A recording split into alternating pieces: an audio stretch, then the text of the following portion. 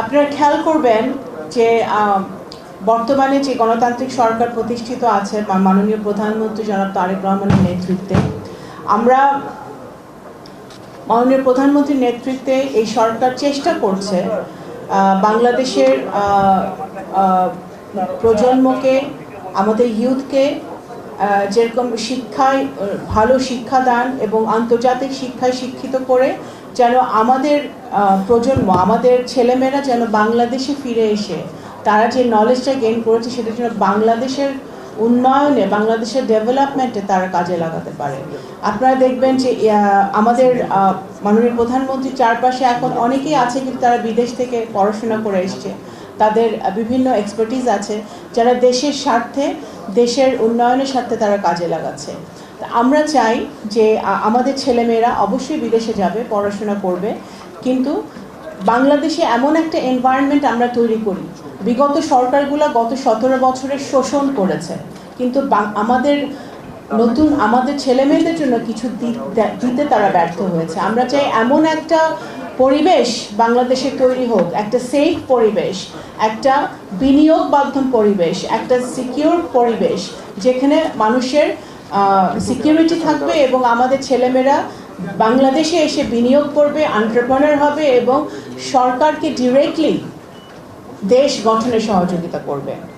আমি যেহেতু এখানে আজকে ফরেন মিনিস্ট্রিকে রিপ্রেজেন্ট করছি, তা আমি আপনাদের সাথে একটু আগে আমার কথা হচ্ছিল, তা আমি এতটুকু বলতে পারি যে আমাদের পররাষ্ট্র মন্ত্রণালয়ের পক্ষ থেকে ফ্যাট ক্যাব এবং আপনাদের যে চলমান কাজ আপনারা করছেন আমাদের ছেলে মেয়েদের জন্য, আপনাদের কাজকে বেগবান করার জন্য, ট্রান্সপারেন্ট করার জন্য, অ্যাকাউন্টেবল করার জন্য, আপনাদেরকে সহযোগিতা করার জন্য পররাষ্ট্র মন্ত্রণালয় সবসময় তৈরি আছে। আপনারা অনেক দাবি দাওয়া তুলেছেন, আজকে কিছু দাবি দাওয়া আপনারা বলেছেন যেগুলো অনেকই যৌক্তিক, লজিক্যাল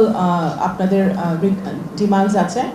তো সেগুলো ফুলফিল করার জন্য আমি আপনাদেরকে রিকোয়েস্ট করব যে আপনারা আপনাদের যে সমস্যাগুলো আছে, আপনাদের যে দাবিগুলো আছে, সেগুলো আপনারা লিপিবদ্ধ করে আপনারা যদি পররাষ্ট্র মন্ত্রণালয় দেন, আমাকে দেন, আমি অবশ্যই এটা শিক্ষা মন্ত্রণালয় সহ অন্যান্য মন্ত্রণালয় সহ, কারণ এখানে শুধু শিক্ষা না, এখানে finance ministry, home ministry, education ministry, expected ministry, অনেক মিনিস্ট্রি এখানে কিন্তু কাজ আছে। তো সুতরাং আপনারা যদি আপনাদের কথাগুলো, ডিমান্ডগুলো লিপিবদ্ধ করে আমাদেরকে দেন, আমরা অবশ্যই চেষ্টা করব সেটা মাননীয় প্রধানমন্ত্রীর দৃষ্টিগোচর করতে, এবং যাতে আপনাদের এই কাজগুলো যাতে আপনারা আরও ভালোভাবে, সুন্দরভাবে করতে পারেন, ছেলেমেয়েদেরকে জেনুইনলি সাহায্য করতে পারেন, প্রতিবন্ধকতাগুলো যাতে দূর হয়, সেগুলো আমরা অবশ্যই চেষ্টা করব আপনাদেরকে সাহায্য করতে। আপনারা এখানে আপনাদের বক্তব্যে একটা উল্লেখ করেছেন যে এখানে অনেক অসাধু চক্র থাকে বা দালাল চক্র থাকে যারা আমাদের ছেলেমেয়েদের অ্যাডভান্টেজ নেয় এবং অত্যন্ত চড়া মূল্য দিয়ে তাদেরকে বিদেশে যেতে হয়। তো সেই জায়গাটায় অবশ্যই সরকার সচেতন আছে, সরকার কাজ করছে, এবং ফ্যাট ক্যাব আপনারা যদি তথ্যগুলো দিয়ে আমাদেরকে সাহায্য করেন, কারণ আমাদের দ্য প্রায়োরিটি, কারণ আমরা পররাষ্ট্র মন্ত্রণালয় ইতিমধ্যেই প্রথমবারের মতো পররাষ্ট্র মন্ত্রণালয় একটা মাইগ্রেশন উইং খোলা হয়েছে। মাইগ্রেশন উইংয়ের সোল রেসপন্সিবিলিটি হচ্ছে যে আমাদের বাংলাদেশিদের সকল প্রকার মাইগ্রেশনের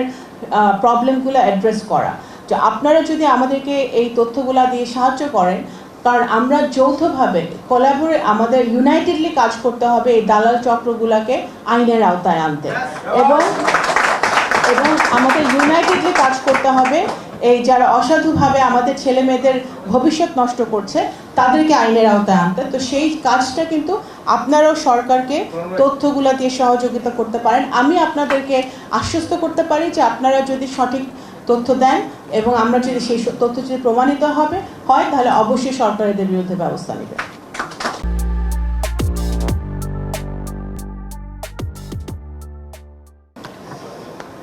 বাংলাদেশের এখন বর্তমান যে সরকার এখন আছে, আমাদের সরকার, আপনার রিসেন্টলি যে বাজেটটা দেওয়া হয়েছে আপনারা দেখবেন যে এখানে সর্বোচ্চ পরিমাণে অন্য যে কোনো সময়ের চেয়ে, বিগত যে কোনো সময়ের চেয়ে শিক্ষা খাতে সবচেয়ে বেশি বরাদ্দ রাখা হয়েছে। এবং শুধু তাই নয়, মাননীয় প্রধানমন্ত্রী উনি বদ্ধপরিকর বাংলাদেশের আমাদের যে বিশাল ইউথ আছে, আমাদের একটা জনগোষ্ঠী আছে, ইয়াং পপুলেশন আছে, তাদের জন্য আগামী 1-1.5 বছরের মধ্যে যথেষ্ট পরিমাণে কর্মসংস্থান